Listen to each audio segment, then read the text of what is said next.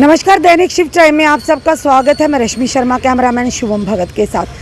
दोस्तों, हमने कुछ आपको विजुअल बताए, वो विजुअल वाकई दिल दहला देने वाले हैं कि अपने ही खून के रिश्तों को किस तरह से लोग बर्बरता से उनसे जान लेने की कोशिश करते हैं। ये कोई और नहीं, ये थे श्यामलाल, जिनके अपने ही भाई ओंकार ने अपनी एक पूरी प्री प्लानिंग के साथ उनको जान से मारने की कोशिश की।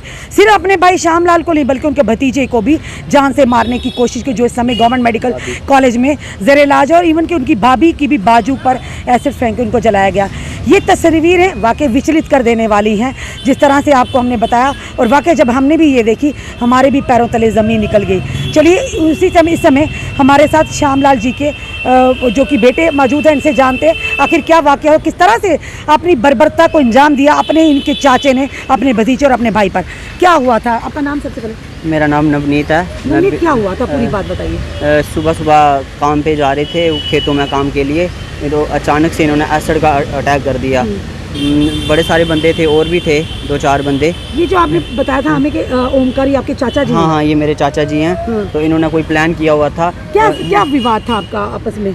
विवाद कुछ नहीं था, ऐसे ज़मीन का विवाद था, मगर हम काम के लिए गए थे उधर। और इन्होंने अचानक से, मेरी माता जी और मेरी ताई जी हैं, तो फिर मेरे पापा पे और मेरे भाई को भी उन्होंने जला दिया, पूरा जला दिया। उनको मुंह पूरा जला दिया, आंखों पे भी पूरा असर पड़ा हुआ है उनके। उस समय कौन था वहाँ पे जहाँ पे जलाया था? उस समय ये बहुत सारे थे, और 2 बंदे अभी भी उधर से भागे हुए हैं। कितने लोग आए थे जब ये उन्होंने अटैक किया? ये 5 बंदे थे। ये कौन था? मेरे चाचा थी, मेरी चाची थी, और उनका बेटा था ओंकार चंद, मेरे चाचा जी का नाम है। और मेरी चाची का नाम रेणुका देवी, और विपुल शर्मा उनके बेटे का नाम था। और 2 भागे हुए हैं जो अभी तक पकड़ में नहीं आ रहे हैं। उस एक का नाम सादक है और एक नज़ीर है, जिनको कि वो 109 में रखा हुआ है उनको, जबकि उनको भी 307 में ही लगना था। वो पूरी साजिश रची हुई थी उन्होंने।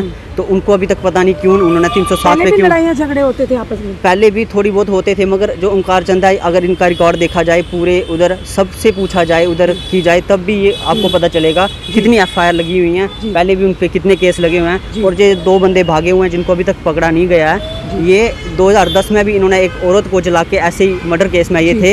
ये पता नहीं कैसे बाहर आए थे। अब हमें खुद का खतरा बना हुआ है। पेपर में भी आया हुआ था इनके लिए, जो बताया गया था पेपर में भी इस समय आया हुआ था, जब ये इन्होंने, जिनके आप दोनों लोगों के नाम ले रहे हैं। हाँ, मैंने अभी तक देख नहीं पाया हूँ, क्योंकि मैं तो अभी इधर ही हूँ, ट्रीटमेंट करवा रहा हूँ। वो बोल भी नहीं पा रहे हैं, देख भी नहीं पा रहे हैं। ऐसा कौन सी डेट को हुआ? ये कोई 2 को हुआ था, 2 को हुआ था, सुबह हुआ था 10 बजे के करीब।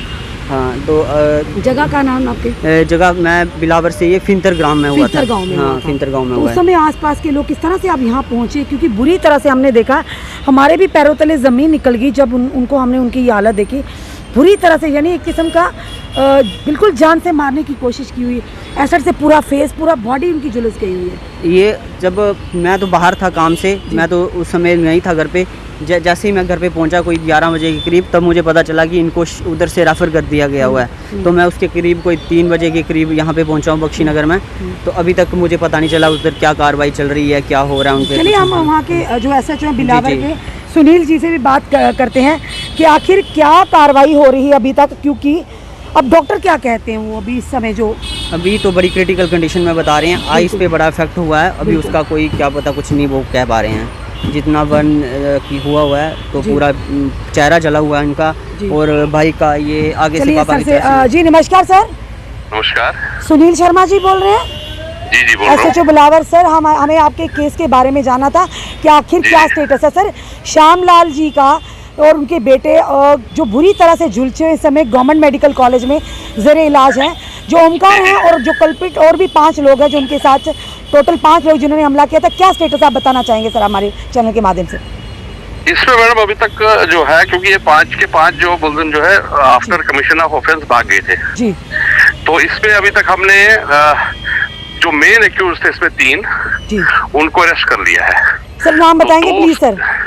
नाम एक्चुअल में नाम मुझे पता नहीं। इनके ब्रदर हैं, वो रियल ब्रदर हैं जी, और उनकी वाइफ है और उनका बेटा है जी। क्योंकि जो ब्रदर है इनका, उन्होंने इनकी वाइफ पर फेंका था, और उनके जो बेटा है वो इन्होंने फेंका था, जो श्यामलाल जी जो है जी जी जी सर।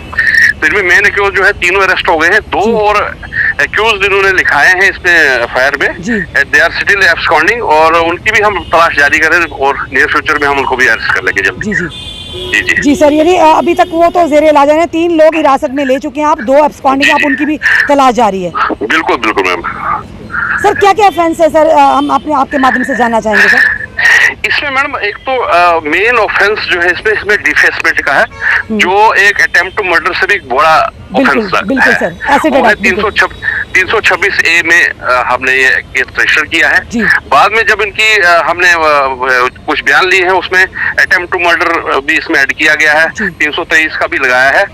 और साथ में क्योंकि जिसमें 5 लोग होंगे उसमें तो एक सेक्शन और ऐड हो जाती है 147। जी सर, बिल्कुल। जी मैम, जी। धन्यवाद सुनील सर हमारे साथ जुड़ने के लिए और जानकारी देने के लिए sir. Thank you ma'am, thank you.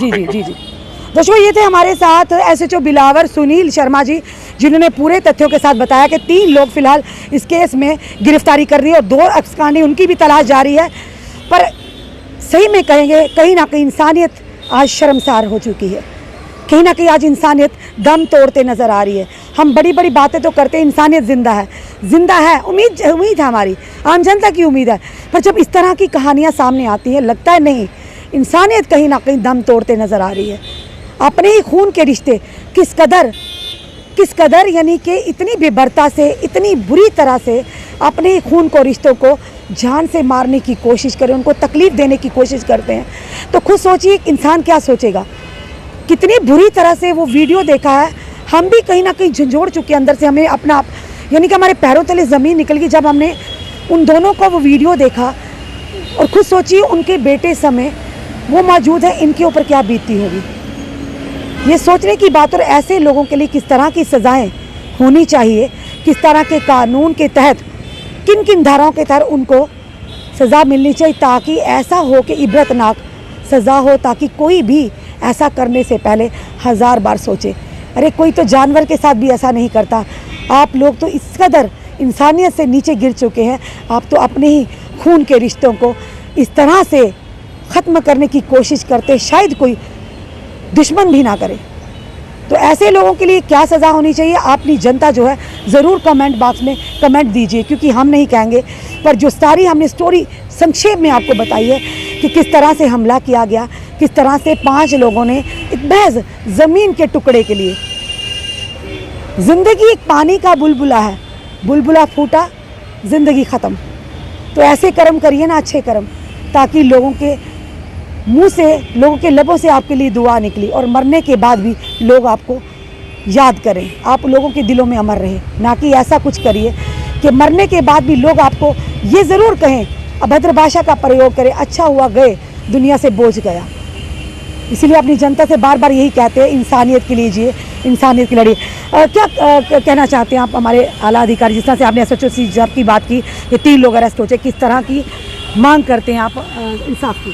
मैं यही मांग करता हूँ कि जो 2 लोग भागे हुए हैं उन पे भी 307 का ही डाला जाए, क्योंकि कुछ मुझे ऐसे पता चला है कि किसी से मुझे पता चला है कि वो कुछ रिलेटिव होने के कारण उनको थोड़ा सा वो छुपाने की कोशिश की जा रही है उधर। किसके रिलेटिव हो रहे हैं? कोई इन्वेस्टिगेशन ऑफिसर जो होगा EO वगैरह, उसके माध्यम से वो बचने की कोशिश कर रहे हैं। वो जमानत पे रखने के लिए 109 उन पे डाला है। ऐसा नहीं होता, क्योंकि SHO साहब ने भी बोल दिया है कि जिस तरह से, हाँ, मेरी यही गुजारिश है कि उनको भी 307 में ही डाला जाए जल्दी से जल्दी, क्योंकि आप तो देख ही चुके हैं कि क्या हुआ है, क्या सब कुछ दिख रहा है। मुश्किल आ रहा है, बहुत मुश्किल आ रही है मुझे, अकेले 2 पेशेंट को अटेंड करना, और ऊपर से मेरी मदर घर पे है, उनको भी जलाया गया है, मेरी ताई जी को भी जला गया। हाँ, उनका पेट जला हुआ है, ताई जी का हाथ कटा हुआ है, वो भी इनके द्वारा ही काटा गया है।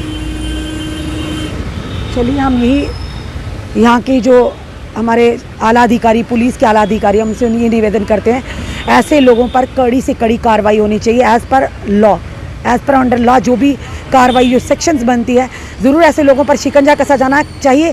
क्योंकि आज अपनों पर, कल ना जाने कितने लोगों पर जब ये बाहर आएंगे, कितने और लोगों पर जिन्होंने अपने खून के रिश्तों को नहीं बख्शा, यानी अपनी भाई, अपने भतीजे, अपनी भाभी, अपनी दोनों भाभियों पर, एक का यानी कि इनकी मदर का पेट जला हुआ, इनकी ताई की बाजू जली हुई है, और बाप और भाई आप देखिए किस कंडीशन में हॉस्पिटल के अंदर है। तो खुद सोचिए ऐसा व्यक्ति किस तरह की मानसिकता रखता होगा। हम कोई जज नहीं, हम कोई जजमेंट नहीं देंगे, पर जो तथ्य है उसी के साथ अपनी जनता के सामने समक्ष आएंगे और जनता की राय ज़रूर जानेंगे। हमारी जनता का फैसला सर्वोपरि है। इस बच्चे की सुनिए आहट, इस बच्चे का दर्द देखिए कि अकेला माँ घर में पड़ी है, वो भी जली हुई है, पिता और भाई ज़िंदगी और मौत के खेल में जूझ रहे हैं, इस समय पालने में झूल रहे हैं। कब क्या हो जाए कोई पता नहीं। क्या ऐसे लोगों के लिए किस तरह की सज़ाएं होनी चाहिए, ऐसे लोगों को किस तरह का कानून के तहत उनको शिकंजे में लेना चाहिए, हमारी जनता ज़रूर राय रखें, क्योंकि कहीं ना कहीं कहेंगे इंसानियत वाकई आज शर्मसार हो चुकी। जो ये हमने कहानी अपनी जनता के समक्ष लाई, अब ये बेटा गुहार कर रहा है अपने परिवार की इंसाफ के लिए, और जनता का साथ बहुत ही ज़रूरी है। इस वीडियो को जितना हो सके उतना शेयर कीजिए ताकि इस परिवार को इंसाफ मिल सके, और जो लोग व्यक्ति इस समय अंदर हैं, हॉस्पिटल के अंदर हैं, ज़िंदगी और मौत की जंग लड़ रहे हैं, उनको भी इंसाफ मिले। जुड़े रहिए ऐसे हमारे साथ अगले अपडेट के लिए। जय हिंद, जय भारत।